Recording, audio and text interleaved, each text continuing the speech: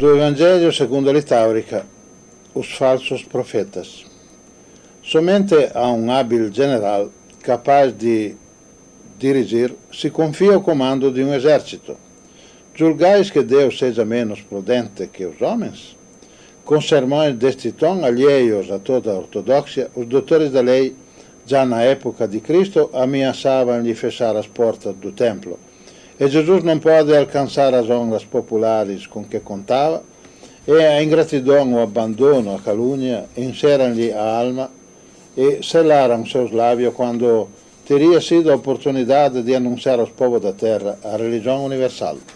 Nem por isso resultava de menor o doce apoio dos pobres e dos humildes.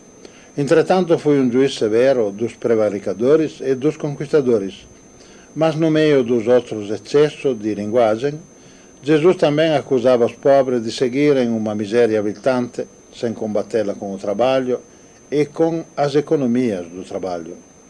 Jesus ensinou que o amor a Deus converte a alma humana em criadora, que a inteligência humana é a aproximação do espírito criado ao espírito criador, que a perfectibilidade orgânica desenvolve as faculdades, nas provas de um desenvolvimento dolorosamente laborioso, tal como o pensamento estático havia usado sonhar como quimera de um vasto ideal, convertida em uma poesia da alma sincera como uma vontade e uma dilatação devoradora do espírito. A doutrina de Jesus demonstra a igualdade entre os espíritos ao sair da mão do Criador, mas os avanços com relação à verdadeira justiça são determinados de acordo com as diferenças que se estabelecem depois entre eles, de acordo com os esforços nos entendimentos dos valores que os elevam sobre as fraquezas e paixões que interferem com as irradiações de amor com a família humana e espiritual. A doutrina do amor baseada na igualdade e na fraternidade, eis aí a causa do prestígio de Jesus no meio da humanidade. Veio trazer a lei de Deus ao mundo ocidental, porém este era muito novo para podê-la compreender.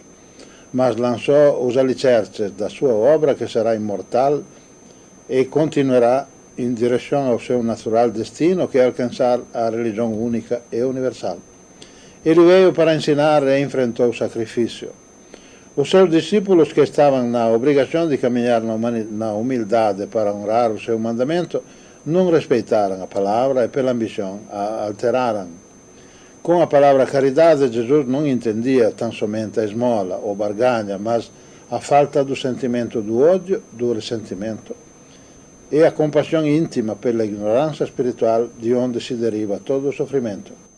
Com a palavra devoção, não quis designar a exaltação passageira, ou a ênfase do fanatismo ou da idolatria, mas a elevação do sentimento no exercício da meditação, do entendimento, na prece, na associação contínua de todos os sentimentos para banir o sofrimento, na tendência permanente da realização de uma obra para sobrelevar todas as misérias, todas as vergonhas e todos os conflitos da alma. A palavra amor não é para encerrar a explicação de ternura entre os aliados, mas aquela que impõe o bem através do ensino, das obras, do esquecimento de si mesmos em benefício dos demais. Mediante a firmeza da proteção e na colaboração com os nossos semelhantes no cumprimento dos deveres fraternos e humanos.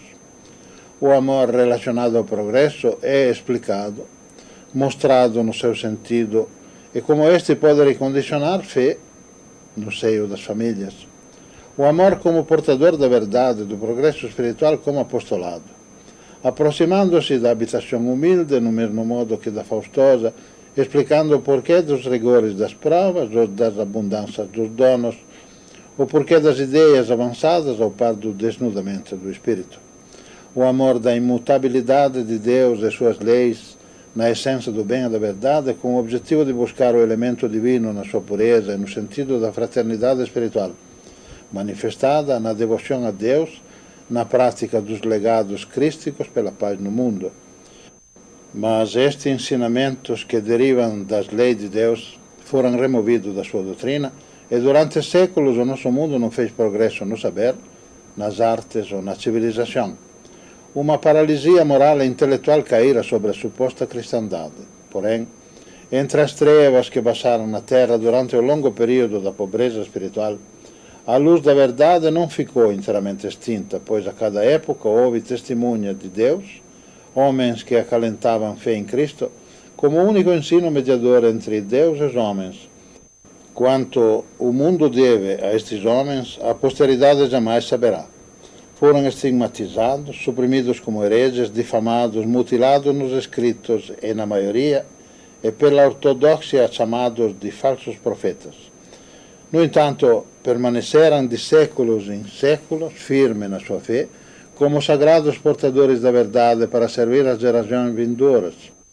Estas histórias destes falsos profetas durante séculos de trevas que se seguiram estão escritas no céu, apesar de pouco espaço ocuparem nos registros da humanidade. Passaram-se 19 séculos antes do surgimento da Boa Nova, do advento do kardecismo, onde, com o completar-se da instrução dos Espíritos, se reconstruiu o Evangelho. As mensagens psicografadas do Espiritismo e de inspirações sublimes e angelicais fazem-se copiosas para levar o nosso espírito, porém, quanta distância existe entre este pedestal levantado ao amor a Deus por gerações em ascensão e quanta distância entre o esplendoroso vestíbulo das moradas de glórias eternas e estas trevas de espanto onde nós moramos, e onde o nome de Deus é pronunciado com hipócrita doçura, é acolhido pelas risadas estúpidas de uma multidão que exala nuvens de pó, rios de violência e sangue, e a humanidade está aqui, no abismo, formigando de insensados de mau humor, de inimigos desapiedados, de heróis monstruosos.